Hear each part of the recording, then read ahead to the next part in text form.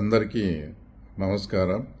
తర్వాత ముఖ్యంగా మాజీ ముఖ్యమంత్రి జగన్మోహన్ రెడ్డి గారు పులివెందుల పర్యటనకు వస్తున్న సందర్భంగా అక్కడున్న వైఎస్ఆర్ పార్టీ ముఖ్య నాయకులకు తర్వాత క్యాడర్ కూడా ఒక చిన్న మనవి.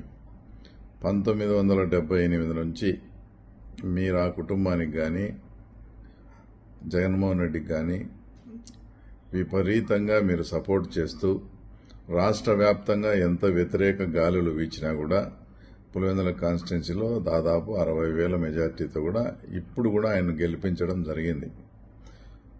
అయితే పులివెందుల్లో ఒక పాడా అనే ఒక ఆర్గనైజేషన్ స్థాపించి దాని ద్వారా మీరందరూ కూడా అనేక రకమైనటువంటి పనులంతా కూడా చేయడం జరిగింది.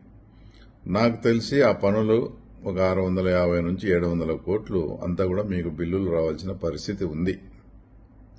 మీరంతా కూడా గతంలో మేము నీరు చెట్టు బిల్లులు వాళ్ళకు రాకుండా మీ ప్రభుత్వం అంతా కూడా ఇబ్బంది పెట్టడం జరిగింది. మన ప్రభుత్వము అలాంటి ఇబ్బంది మాకు పెడితే రేపు మా పరిస్థితి ఏంటి, మా బిల్లులు మాకు ఇప్పించండి మహాప్రభు అని మీరంతా కూడా అనేక సార్లు ముఖ్యమంత్రి గారిని కానీ ఎంపీ అవినాష్ రెడ్డిని కానీ మీరంతా కూడా అడగడం జరిగింది.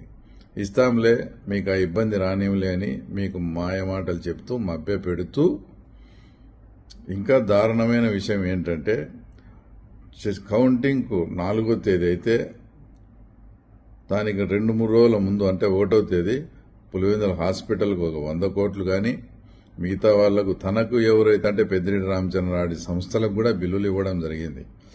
ఆ బిల్లులు ఎందుకు ఆయన ఇస్తున్నాడో మీకు ఇవ్వకుండా ఇంతగా వాళ్ళను నెత్తిన పెట్టుకొని చేసిన మీకు కాకుండా వాళ్ళకు ఎందుకు బిల్లులు ఇచ్చాడంటే దాంట్లో వచ్చే 10% కమిషన్ ఆయనకు పోతుంది. మీకు బిల్లులు ఇస్తే మీ నుంచి కమిషన్ రాదు కాబట్టి ఆయన బిల్లులు వచ్చి పాడా బిల్లులు ఇవ్వలేదనే విషయం ఇప్పటికైనా మీరందరూ కూడా తెలుసుకోవాల్సిన సందర్భం. తర్వాత అటు బిల్లులు ఇవ్వకపోగా వాళ్ళందరికీ ఇచ్చి ఈరోజు మళ్ళా ఈరోజు అంతా కూడా మీ మధ్య దగ్గరికి వస్తున్నాడు. ఏనాడైనా గాని ఆయన అధికారంలో ఉన్నప్పుడు ఇట్లా పులివెందుల పర్యటనకు వచ్చి 2-3 రోజులుండి ఏదైనా గాని కార్యకర్తలను గాని ముఖ్య నాయకులు గాని కలవడం ఏమన్నా జరిగిందా? అది కూడా మీరు ఆలోచన చేయండి. నిజంగా మీరు ఇంతగా సేవ చేసిన జగన్మోహన్ రెడ్డికి మీ మీద గన అభిమానము ఏదన్నా మీకు చేయాలనే చిత్తశుద్ధి ఉంటే ఆయన అక్రమంగా లక్షల కోట్లు సంపాదించినాడనే విషయం మీకు అందరికీ తెలుసు, నాకు తెలుసు, రాష్ట్ర ప్రజలకు తెలుసు. తర్వాత నేను బిల్లులు ఇవ్వలేకపోయినాను, నన్ను 60,000తో మెజార్టీతో నా ప్రజలు గెలిపించారు.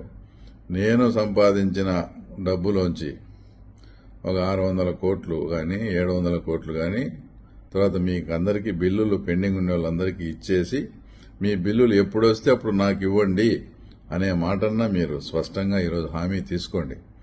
అలాగైనా నిజంగా జగన్మోహన్ రెడ్డి చేసిన పక్షంలో మేము కూడా నిజంగా జగన్మోహన్ రెడ్డికి హ్యాట్స్ ఆఫ్ చెప్తాం.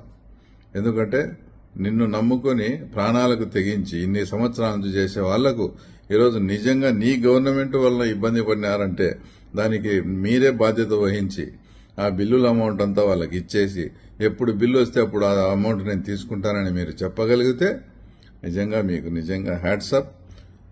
ఈరోజు జగన్మోహన్ రెడ్డి వస్తాడు కాబట్టి మా బిల్లుల పరిస్థితి ఏంటని తర్వాత మీరంతా కూడా నిలదీయాల్సిన అవసరం ఈరోజు వచ్చి ఉందా లేదా అని కూడా నేను మిమ్మల్ని అడుగుతా ఉన్నాను.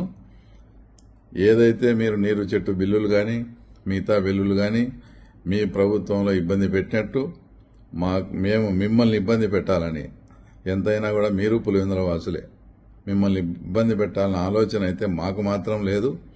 ఏమంటే ఇది ముఖ్యమంత్రి గారి నిర్ణయం మీద ఆధారపడి ఉంటుంది కాబట్టి మేము ఆయన దృష్టికి తీసుకుపోయి తర్వాత మీకెవరికి ఇబ్బంది లేకుండా చూడాలనే తపన అయితే మాకుంది. ఇదైతే తప్పకుండా ముఖ్యమంత్రి దృష్టికి తీసుకుపోతాం. మీరు మాత్రం మా పరిస్థితి ఏంటని జగన్మోహన్ రెడ్డిని నిలదీయాల్సిన అవసరం అయితే ఉందని నేను భావిస్తూ సెలవు తీసుకుంటున్నాను. జై తెలుగుదేశం.